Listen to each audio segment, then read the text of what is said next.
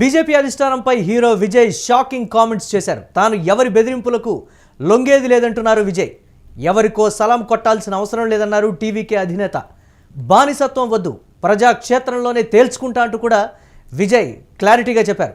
ఒంటరి పోరాటం చేసిన తమిళనాడును గెలుస్తా అని కూడా ఈ నేపథ్యంలో విజయ్ అంటూ ఉన్నారు. 234 స్థానాల్లో నిలబడి గెలిచే దమ్ముంది అంటూ కూడా విజయ్ గట్టి స్వరంతో చెప్పారు. అవినీతి రహిత పాలనే టీవీకే లక్ష్యం అంటూ కూడా విజయ్ క్లారిటీ ఇచ్చేటువంటి ప్రయత్నం చేశారు.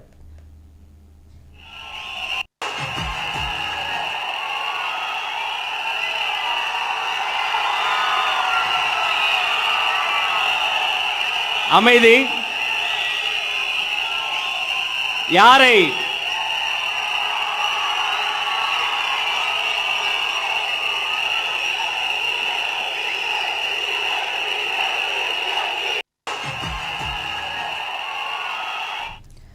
రైట్, టీవీకే అధినేత విజయ్ కొన్ని ఒడిదుడుకుల తర్వాత క్లియర్ కట్ క్లారిటీ ఇవ్వటం తమిళనాడు ప్రజలకి అలాగే విజయ్ అభిమానులకి ఒక ఉత్సాహభరితమైనటువంటి వార్త, లేకపోతే ధైర్యంతో కూడినటువంటి భరోసా ఇచ్చేటువంటి వార్తనా, లేకపోతే ఏంటి, ఏ విధంగా చూడాలి ఈ పరిణామాలకు సంబంధించి? ఇదే విషయానికి సంబంధించి మరిన్ని అప్డేట్స్ మా కరెస్పాండెంట్ అర్జున్ అందిస్తారు. అర్జున్, ఎలా చూడాలి విజయ్ కామెంట్స్? ఒడిదుడుకుల తర్వాత కూడా నేను ఎక్కడా కుంగిపోలేదు, ధైర్యంగానే ఎదుర్కొంటా, 234 స్థానాల్లో నిలిచి గెలిచే దమ్ము నాకుంది అని క్లారిటీగా చెప్పారు. అని అంటే ఏ పార్టీతో పోను, కూటమితో పోను, ఇటు భారతీయ జనతా పార్టీ చేసేటువంటి ఆ వ్యవహారాలకు కూడా నేను లొంగే ప్రసక్తి లేదని క్లారిటీగా చెప్పినటువంటి సిచ్యువేషన్ ఎలా చూడాలంటారు? విజయ్ కామెంట్స్ని ఇన్ని రకాల ఒడిదుడుకుల తర్వాత, సినిమా పరంగా, రాజకీయ పరంగా, కేసుల పరంగా ఎదుర్కొన్న తర్వాత ఒక రాటు తేలినటువంటి వ్యక్తిగా చెప్తున్నటువంటి మాటలను కూడా అక్కడ తమిళనాడు ప్రజలు చెప్తున్నటువంటి పరిస్థితి. అప్డేట్స్ ఏంటి అసలు? మురళి, బీజేపీ అధిష్టానంపై తమిళ్ దళపతి విజయ్ సంచలన వ్యాఖ్యలు చేశారు. ఒక రకంగా బీజేపీ అధిష్టానానికి మింగని పడని వ్యాఖ్యలు చేశారు.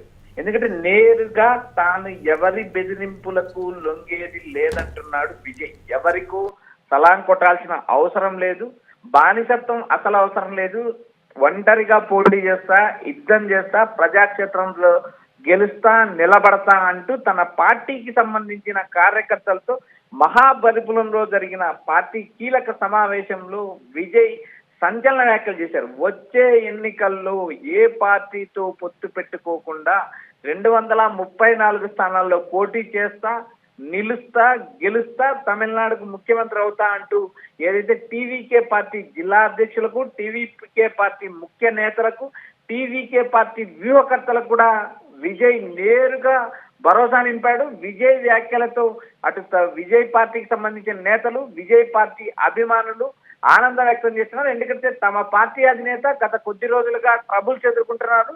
తమిళనాడులో విజయ్ కి ట్రబుల్స్ లేకి నెట్టడమే బీజేపీ ఒక వ్యూహంగా పెట్టుకుందంటూ విమర్శలు వచ్చాయి. అయితే ఆ విమర్శల నేపథ్యంలో కొద్ది రోజులు మౌనం వహించిన విజయ్ ఎట్టకేలకు తన పార్టీకి సంబంధించిన నేతలతో, కార్యకర్తలతో తన మనసులో ఉన్న మాట నేరుగా కుండబద్దలు కొట్టాడు. వచ్చే ఎన్నికల్లో ఒంటరిగా పోటీ చేస్తాం, గెలుస్తాం, 234 స్థానాల్లో మనమే నిలబడుతున్నాం, మన పార్టీ కార్యకర్తలే అభ్యర్థులు అవుతారంటూ నేరుగా మహాబలిపురం సమావేశం చెప్పడంతో టీవీకే పార్టీలో ఒక నూతన ఉత్సాహం ఏర్పడిందని చెప్పొచ్చు మురళి. ఎందుకంటే గత కొద్ది రోజులుగా అటు కరూరు సంఘటన కావచ్చు, ఇటు జననాయక మూవీ కావచ్చు, ఈ రెండు వ్యవహారంలో బీజేపీ నేరుగా విజయ్ని టార్గెట్ చేసిందంటూ తమిళనాడు ప్రజల్లో ఒక రకమైన విమర్శలు వినిపిస్తున్నాయి. ఎందుకంటే నేరుగా జననాయకునికి సంబంధించిన సినిమాను తమిళనాడు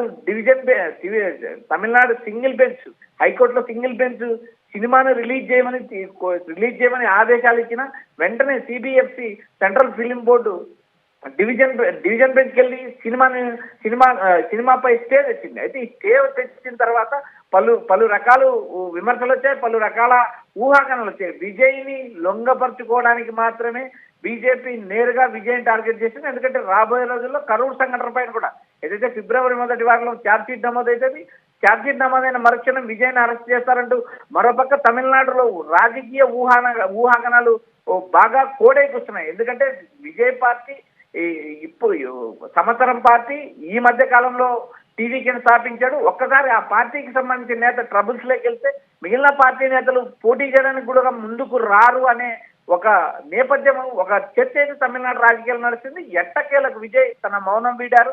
సినిమా పైన కానీ ఏదైతే బీజేపీ పైన కానీ ఆయన ఇండైరెక్ట్ గానే విమర్శలు కురిపించారు. నేను ఎవరి బెదిరింపులకు, మోడీ, అమిత్ షా లాంటి నేతల బెదిరింపులకు భయపడను, నేను తమిళ్ దళపతిని. సో నాకు బీజేపీ అధిష్టానం ఎన్ని బెదిరింపులు వచ్చినా లెక్క చేయను, సొంతంగా పోటీ చేస్తాను, ఒంటరిగా పోటీ చేస్తానంటూ మహాబలిపురంలో జరిగిన కార్యకర్తల సమావేశంలో ఒక క్లారిటీ ఇచ్చారు మోడీ.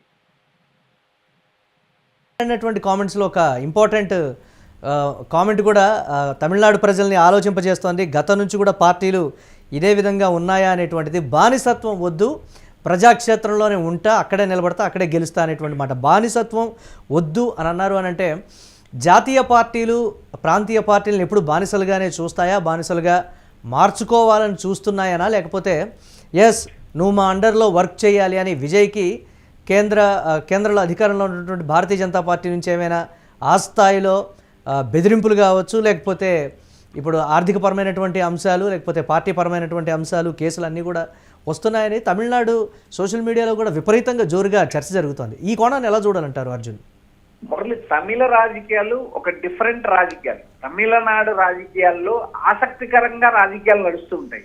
ఇప్పటికీ రెండు పార్టీల మధ్య విజయం దోబూచులాడుతున్న పరిస్థితులు మాత్రమే ఇంతకాలం చూసాం. తమిళనాడు రాజకీయాల్లో గత 40 ఏళ్లుగా జయలలిత వరుసగా 2 సార్లు అధికారం లేకొచ్చిన నేపథ్యం ఉంది. మొదట్లో ఏదైతే అటు డిఎంకే కానీ ఇటు అన్నా డిఎంకే కానీ స్థాపించిన మొదట్లో వరుసగా విజయాలు సాధించారు. కానీ తర్వాత జరిగిన రాజకీయ మార్పుల్లో భాగంగా ఒకసారి డిఎంకే గెలిస్తే మరోసారి అన్నా డిఎంకే గెలిచిన నేపథ్యం ఉంది.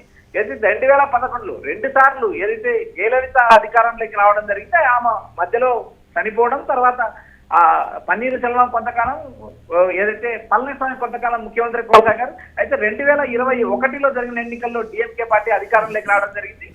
ఇక్కడి వరకు తమిళనాడు రాజకీయాలు 2 పార్టీల మధ్య నడిచాయి. ప్రస్తుతం 2026లో జరిగే తమిళనాడు ఎన్నికల్లో 3 పార్టీల మధ్య ఎన్నికలు జరగబోతున్నాయి. టీవీకే పార్టీ కూడా ఏదైతే దళిత ఓటింగ్ బలంగా ఉన్న డిఎంకేకి అండగా ఉన్న దళితులు ఇప్పుడు విజయ్ వైపు మొగ్గు చూపుతారంటూ ఒక ఆసక్తికరమైన చర్చ తమిళనాడు రాజకీయాల్లో నడుస్తుంది. మరోపక్క జాతీయ పార్టీలకు బానిసత్వం చేయను, బెదిరింపులకు లొంగను, ఎవరు నన్ను బెదిరించలేరు, నేను ఒంటరిగానే వచ్చా, ఒంటరిగానే నిలబడతా, ఒంటరిగానే గెలుస్తా అంటూ ఏదైతే విజయ్ ప్రకటించారో నేరుగా జాతీయ పార్టీలకు ఆయనకు హెచ్చరిక పంపాడు. అటు అధికారంలో ఉన్న బీజేపీ కావచ్చు, ఇటు ప్రతిపక్షంలో ఉన్న కాంగ్రెస్ పార్టీ కావచ్చు, ఏ పార్టీతో తాను పొత్తు పెట్టుకోను, వచ్చే ఎన్నికల్లో 234 స్థానాల్లో నేరుగా పోటీ చేస్తా, నేను ఎవరికి లొంగాల్సిన అవసరం లేదంటూ ఆయన చేసిన వ్యాఖ్యలు తమిళనాడు రాజకీయాల్లో ఆసక్తికరంగా మారాయి. ఎందుకంటే ఇప్పటికే అంటే విజయ్ ఇచ్చినటువంటి ఒక క్లారిటీ అర్జున్, దీనికి సంబంధించి తమిళనాడు ప్రజల మనోగతాన్నే నేను చెప్పాను. తమిళనాడు ప్రజలు జాతీయ పార్టీల ఆధిపత్యాన్ని కానీ వారి బెదిరింపులకు కానీ లొంగేటువంటి పరిస్థితి తమిళనాడు ప్రజలకు లేదు, నేను అందుకే ఈ కామెంట్ చేస్తున్నా అనేటువంటి ఇంకో క్లారిటీ కూడా ఇచ్చినటువంటి పరిస్థితి. తమిళనాడు ప్రజల అభిప్రాయమైన నిజంగా అది, లేకపోతే విజయ్ ఏకాభిప్రాయం అది? మురళి, తమిళనాడు రాజకీయాల్లో బీజేపీకి కాంగ్రెస్ పార్టీకి ఆశించిన స్థాయిలో బలం లేకపోయినా కూడా తమిళనాడు రాజకీయాల్లో పాగా వేయడానికి గత కొద్ది సంవత్సరాలుగా వ్యూహాలు సిద్ధం చేస్తున్నారు.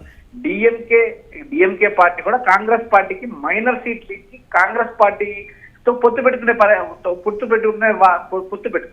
పెట్టుకుంటే అయితే ఇక్కడ డిఎంకే కూడా అధికార పార్టీలో ఏదైతే అధికారంలో ఉన్న డిఎంకే కూడా ఎక్కడ కూడా కాంగ్రెస్ పార్టీకి ఏదైతే అధికారంలో భాగస్వామ్యం లేదు, కేవలం ఎమ్మెల్యే సీట్లు ఇచ్చారు, మద్దతు తీసుకున్నారు తప్పితే అధికారంలో కానీ మంత్రి పదవులు కానీ నామినేటెడ్ పదవులు కానీ కాంగ్రెస్ పార్టీకి ఇచ్చిన నేపథ్యం లేదు. మరోపక్క బీజేపీ ఏకంగా అన్నా డిఎంకేని బెదిరించే పరిస్థితికి వచ్చింది. ఎందుకంటే తమకు 56 అసెంబ్లీ సీట్లు కావాలని, అధికారంలోకి వస్తే 3 మంత్రి పదవులు, రాజ్యసభ సీట్లు కూడా కావాలంటూ నేరుగా అమిత్ షా పళనిస్వామిని హెచ్చరించిన నేపథ్యం కూడా జరిగింది. అలాంటి నేపథ్యంలో అదైతే బీజేపీకి అన్నా డిఎంకే కూటమి ఇప్పటికే తలొగ్గిందంటే తమిళనాడు వ్యాప్తంగా విమర్శలు ఉన్నాయి. బీజేపీతో కలిసి పనిచేయడం కూడా ఏదైతే అన్నా డిఎంకే పార్టీకి తీవ్ర నష్టం జరుగుతుందంటూ మరోపక్క విమర్శలు వచ్చినా కూడా కేంద్రంలో ఉన్న పార్టీ అండ అవసరమనే నేపథ్యంలోనే పళనిస్వామి అన్నా డిఎంకే బీజేపీతో పొత్తు కుదిరిన తర్వాత ఏదైతే అమిత్ షా నేరుగా అన్నా డిఎంకే నుంచి బహిష్కృత నేతలకు కూడా సీట్లు ఇవ్వాలని కోరుతున్నారు. ఇప్పటికే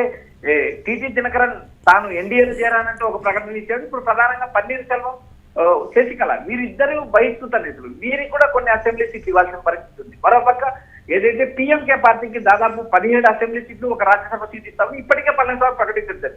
ఈ మొత్తం కూటమి వ్యవహారం మనం గమనించినప్పుడు అన్నా డిఎంకే ఎన్ని సీట్లలో పోటీ చేస్తుంది, భాగస్వామ్యాలు ఎన్ని సీట్లలో పోటీ చేస్తాయి అనే అంశం చూసినప్పుడు ఒక క్యాలిక్యులేషన్ ప్రకారం ముందుకెళ్తే దాదాపు సగం సీట్లలో 234 సీట్లలో సగం సీట్లు కూటమి పార్టీకి వెళ్లే అవకాశాలు ఉన్నాయి. ఇక్కడ ఏదైతే విజయ్ కూడా తన పార్టీ సొంతంగా పోటీ చేస్తామని ప్రకటించాడు. ఈ సొంతంగా పోటీ చేయడం వల్ల ఎవరికి నష్టం అనే అంచనాలు కూడా ఇప్పుడిప్పుడే మొదలయ్యాయి. ఇవి రాబోయే రోజుల్లో ఒక క్లారిటీ వస్తుంది. అటు డిఎంకే కూటమిలో ఉన్న కాంగ్రెస్ పార్టీకి నేరుగా కొన్ని ఏదైతే 40 అసెంబ్లీ సీట్లు కాంగ్రెస్ అడిగింది, అందులో 30 అసెంబ్లీ సీట్లు ఇస్తామని ఇప్పటికే స్టాలిన్ సూచనప్రాయంగా చెప్పారు. అయితే కాంగ్రెస్ పార్టీ అధికారంలో భాగస్వామ్యం అడిగిన నేపథ్యంలో నేరుగా స్టాలిన్ మీరు వద్దు, మీ పొత్తు వద్దు, ఒంటరిగా పోటీ చేస్తామంటూ ఆయన ప్రకటించిన నేపథ్యం. ఎందుకంటే అక్కడ తమిళనాడులో చిన్న పార్టీలతో కలిపి అటు డిఎంకే కావచ్చు, ఇటు అన్నా డిఎంకే కావచ్చు, జాతీయ పార్టీతో సంబంధం లేకుండా పొత్తులకు చూసుకునే పరిస్థితులున్నాయి. అలాంటి నేపథ్యంలో జరిగిన ఎన్నికలు గెలిచిన పరిస్థితి. కేవలం ఇక్కడ బీజేపీ కానీ కాంగ్రెస్ పార్టీ కానీ నామ మాత్రమే. తమిళ రాజకీయాల్లో ఈ జాతీయ పార్టీల ప్రభావం కూడా అతి తక్కువ. ఏదైతే ప్రాంతీయ పార్టీల హవా హిందీని తమిళనాడుపై రుద్దడాన్ని కూడా, మరోపక్క నూతన జాతీయ విద్యా విధానాన్ని కూడా స్టాలిన్ తీవ్రంగా వ్యతిరేకిస్తున్నారు. మరోపక్క హిందీని తమిళనాడు మీద రుద్దితే ఓడ్చుకోమంటూ ఇటు స్టాలిన్ అటు విజయ్ కూడా ప్రకటించడం జరిగింది. రాబోయే ఎన్నికలు ఇప్పటికైతే విజయ్ నేరుగా ఒక హెచ్చరిక పంపాడు బీజేపీ అధిష్టానానికి. నేను ఎవరికి లొంగను, ఎవరి మాట విన్ను, ఒంటరిగా ఒంటరిగా పోటీ చేస్తాం, ఒంటరిగా ఎన్నికలు గెలుస్తాం, 234 సీట్లు తన పార్టీ కార్యకర్తలు నిలబెట్టి గెలిచి ముఖ్యమంత్రి అవుతా అంటూ సంచలన వ్యాఖ్యలు చేశారు. Right, thanks for updates Arjun. ఏదైనా విజయ్ చేసినటువంటి ఈ కామెంట్ ఎంతో ధైర్యంతో విజయ్ చేశారని కూడా ఒకంత జోరుగా చర్చ జరుగుతున్నటువంటి పరిస్థితి. చిత్రం ఆగిపోయింది, పైగా కేసును ఎదుర్కొంటున్నారు. ఢిల్లీకి వెళ్ళి విచారణకు కూడా హాజరై వచ్చిన తర్వాత ఆయన నిర్వహించినటువంటి సభలో ఈ పరమైనటువంటి కామెంట్స్ చేశారు అనంటే విజయ్ చాలా క్లారిటీగా ఉన్నారు. రాబోయే ఎన్నికల్లో తాను ఒంటరిగా 234 స్థానాల్లో పోటీ చేయడానికి సంబంధించి నేను సిద్ధంగా ఉన్నాను. 234 స్థానాల్లో నిలబడి గెలిచి నేను చూపిస్తాను. బానిసత్వం వద్దు, ఎవరి బెదిరింపులకు లొంగేది లేదు. ఈ రెండు మాటలకు సంబంధించి తమిళనాడులో జోరుగా చర్చ జరుగుతోంది. నిజంగా విచారణ పేరుతో అక్కడికి పిలిచిన తర్వాత రాజకీయపరమైనటువంటి అంశాలు డిస్కషన్కి ఏమైనా వచ్చాయా? కేసుకు సంబంధించి కాకుండా రాజకీయ వ్యూహాలు, పొత్తుల మీద, అలాగే కలిసి పోటీ చేసేదానికి సంబంధించి తమిళనాడులో జరగబోయేటువంటి అసెంబ్లీ ఎన్నికల్లో వ్యవహరించాల్సినటువంటి వ్యూహాలకు సంబంధించి కూడా చర్చలు ఏమైనా జరిగాయా? దాదాపు 100 కోట్ల రూపాయల విలువైనటువంటి చిత్రంగా కూడా చెప్తూ ఉన్నారు. విజయ్ ఎంతో ప్రతిష్టాత్మకంగా దీనికి సంబంధించి తన రాజకీయ జీవితాన్ని మొదలు పెట్టడానికన్నా ముందు సినీ జీవితానికి ముగింపు పలకాలన్నటువంటి ఉద్దేశంతో చివరిగా తీసినటువంటి ప్రతిష్టాత్మకమైన చిత్రం నిర్మాతలకు కూడా చాలా వరకు పండగ సమయంలో అయితే విపరీతమైనటువంటి కలెక్షన్లు వచ్చి లాభాల బాట పట్టేటువంటి పరిస్థితి. ఇప్పుడు ఆ చిత్రాన్ని రిలీజ్ చేసినప్పటికీ కూడా దానికి సరిపోతాయి తప్ప వడ్డీలు మాకు అదనంగా మేము నష్టపోవాల్సి వస్తుందని వారు చెప్పినప్పటికీ అయినా కానీ కరూరు అంశానికి సంబంధించి కేసు పెట్టి దానికి విచారణకు సంబంధించి ఢిల్లీ స్థాయిలో విచారణ జరుపుతున్నప్పటికీ కూడా ఎక్కడా విజయ్ ఈ అంశాలు ఎక్కడికి కూడా లొంగలేదు. సినిమా కెరియర్కి సంబంధించి రాజకీయపరమైనటువంటి అంశానికి సంబంధించి ఎక్కడా లొంగకుండా బెదిరింపులకు కూడా భయపడేది లేదు అని క్లారిటీగా తమిళనాడు ప్రజలకు చెప్పారు అనంటే ఎస్, ఒంటరిగానే విజయ్ అసెంబ్లీ ఎన్నికల్లో పోటీ చేయబోతున్నాడు. 234 స్థానాల్లో అభ్యర్థుల్ని నిలిపి ఫలితాలు ఈ నేపథ్యంలో తనకు అనుకూలంగా మార్చుకునేటువంటి పరిస్థితి. ఇప్పటికే రాజకీయ వేధింపులు ఎదుర్కొంటున్నాడు అనేటువంటి ఒక సింపతిని గెయిన్ చేసుకున్నాడు. సినిమా ఆగిపోయింది అనేటువంటి మరో సింపతిని కూడా. తమిళనాడులో సెంటిమెంట్ పాలిటిక్స్ ఎలా ఉంటాయో టీవీకే అధినేత విజయ్ చూపించబోతున్నాడని కూడా దీనికి సంబంధించి విజయ్ అభిమానులు చెప్తున్నటువంటి పరిస్థితి అయితే ఉంది.